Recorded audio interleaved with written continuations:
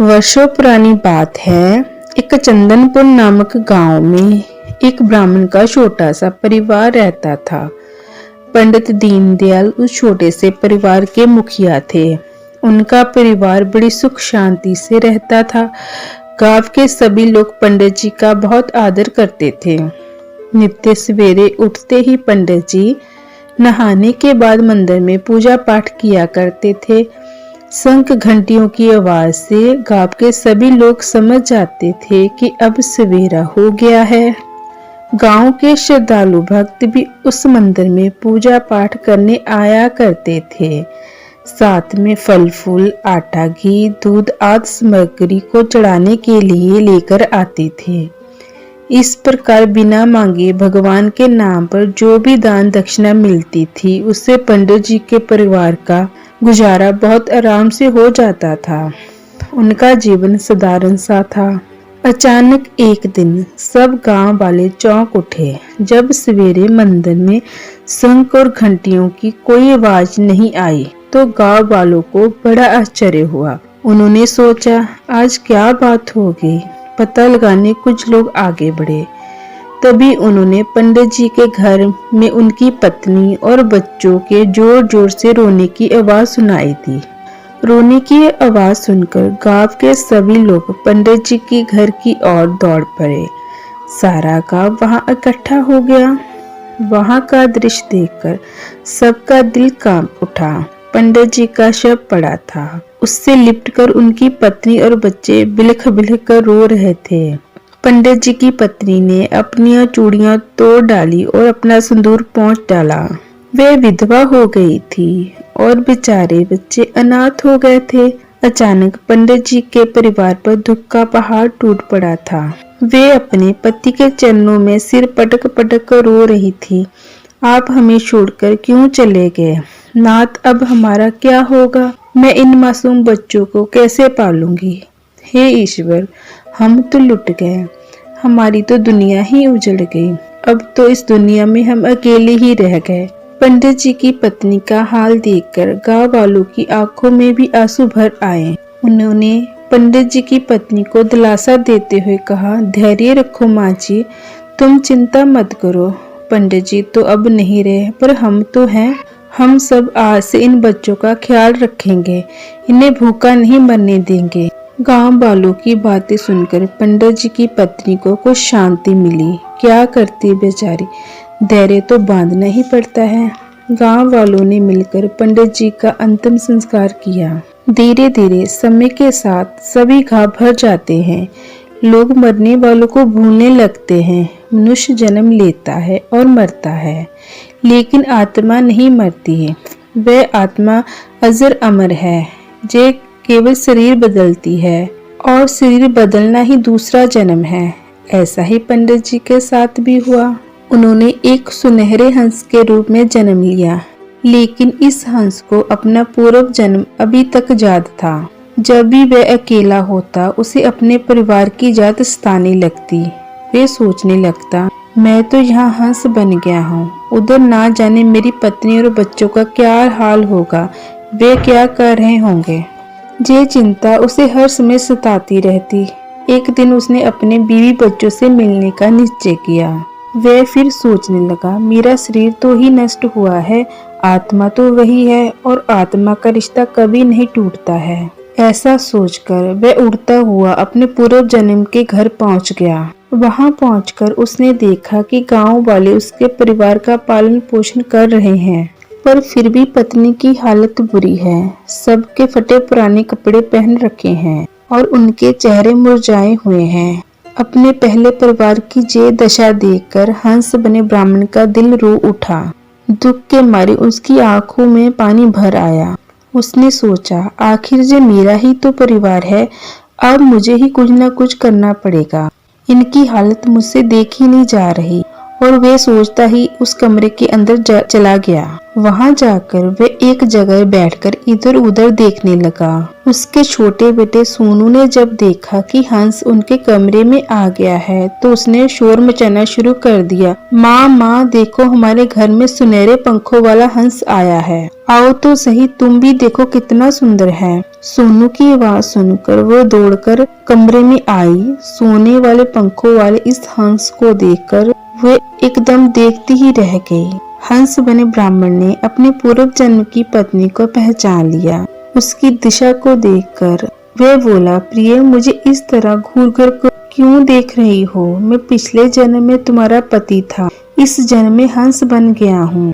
मेरी बातों पर तुम्हें भले ही विश्वास न हो, पर यही सत्य है। ये सुनकर ब्राह्मण की पत्नी ने खुश होकर कहा, प्रभु की लीला बड़ी विचित्र है। हे हंस, आप सच कह रहे हो कि आप मेरे पति हो? ये सुनकर हंस ने कहा, हाँ, ये सच है। क्या हालत बना रखी है तुमने अपनी। हाय, मुझसे तुम लोगों के दुख देखे नहीं जाते। मेरे मरने से तुम्हारी कैसी हालत हो गई है।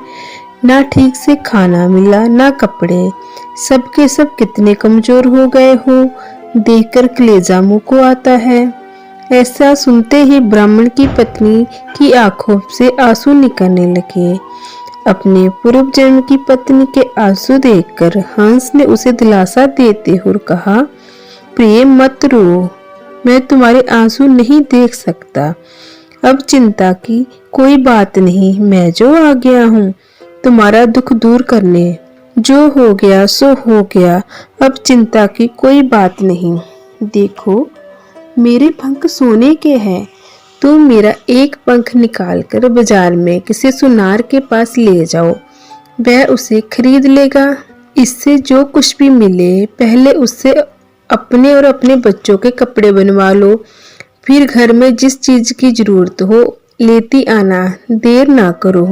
सोने का पंख देखकर ब्राह्मण की पत्नी को लालच ने जकड़ लिया।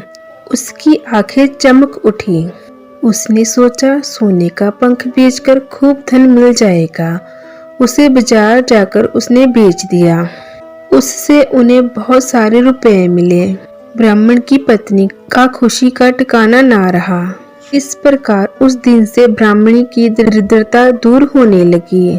हंस बना ब्राह्मण दूसरे दिन भी ब्राह्मणी के पास आया। ब्राह्मणी ने उसका एक पंख फिर निकालकर बेच दिया। पंख देकर हंस फिर चला गया। फिर तो ये रोज का ही कर्म बन गया। अब ब्राह्मणी काफी धनवान हो गई। धन मिलने पर घमंड भी हो जाता है। अंत ब्राह्मणी भी इससे अछूती ना रह सकी। उसकी बुद्धि भी भ्रष्ट होने लगी। धन के साथ ही उसमें चालाकी और लालच भी बढ़ने लगा। उसने सोचा, रोज रोज एक पंख लेने से तो अच्छा है सारे पंख एक साथ ही उखाड़ लिए जाएं, जिससे एक साथ बहुत सा धन प्राप्त हो जाएगा। ये तो केवल एक हंस है, इससे मेरा संबंध ही क्या है। मेरे पति की तो मृत्यु हो चुकी है। कल मैं अवश्य सारे पंख उखाड़ लूंगी। मैं क्यों उस पर दया करूं? ऐसा विचार कर वह दूसरे दिन बड़ी बेचैनी से हंस की प्रतीक्षा करने लगी। सुबह होने पर नित्य की तरह हंस आया। हमेशा की तरह अपनी पूर्व जन्म की पत्नी के पास जाकर बोला, प्रिय, लो, मेरा एक पंख निकाल लो। ब्राह्मणी ने तो रात से ही योजना बना रखी थी। उसके मन में तो पाप था, इसलिए उसने एक क्षण गवाए बिना हंस की गर्दन पकड़ ली। ब्राह्मणी को अचानक तेवर बदलते देखकर हंस घबरा गया और चिल्लाया, हाय हाय, अरे अरे भाग्यवान, ये क्या करने लगी हो? किंतु उस बेरहम ब्राह्मणी पर इस बात का कुछ असर नहीं हुआ, क्योंकि वो तो लालच के कारण अंधी हो गई थी। उसने बिना कोई परवाह किए हंस के पंख नोचने शुरू कर दिए। कष्ट से फड़फड़ाता हंस बेचारा कहता रह गया, प्रिय, मेरे सारे पंख मत नोचो, मैं पंखों के बिना उड़ नहीं पाऊंगा, मुझ पर दया करो। किंतु उसकी पूर्व जन्म की पत्नी ने कहा, तुम्हारे उड़ने से मुझे क्या लेना, मैं तो केवल अमीर बनना चाहती हूँ। ऐसा कहकर वह पागलों की तरह हंसती रही और हंस के पंख नोचती रही। उसने हंस के तड़फने की कुछ भी परवाह नहीं की। पंखों को नोच लेने के बाद उसने सारे पंख समेट लिए, लेकिन तभी उसकी नजर पंखों पे पड़ी तो वे हैरान हो गई क्योंकि सारे पंख सोने के ना होकर सफेद रंग के थे। अपने लालच का परिणाम देखकर वे चिल्लाने लगी, हाय हाय, अरे ये क्या हो गया, मैं तो लुट गई। ऐसा कहकर वे अपने माथे पर हाथ मार मार कर रोने लगी। लेकिन अब क्या हो सकता था, जो होना था वह हो चुका था। अपनी ही मूर्खता और लालच में आकर उसने सोने के पंखों को साधारण पंखों में बदल दिया और हंस बने अपने पति को उड़ने लायक नहीं रखा। यदि वे ऐसा ना करती तो ना जाने कब तक उसे एक एक सोने का पंख निरंतर मिलता रहता। हंस के दुख की कोई सीमा ना थी।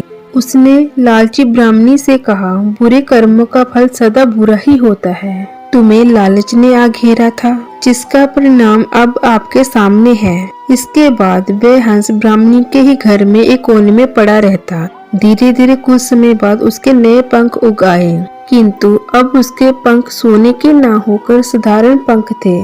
जब उसके पंख उड़ने योग्य हो गए तो वह उड़कर एक सरोवर के पास चला गया। धीरे धीरे उधर ब्राह्मणी का सारा धन समाप्त हो गया। वह फिर से गरीब हो गई। अंत जो किसी ने ठीक ही कहा है, लालच बुरी बला है, हमें लालच नहीं करना चाहिए। सो दोस्तों, आपको मेरी ये कहानी कैसी लगी कमेंट कर कर बताएं और ऐसी ही इंटरेस्टिंग स्टोरीज के लिए मेरे इस चैनल अनमोल हिंदी स्टोरीज को सब्सक्राइब करें। धन्यवाद।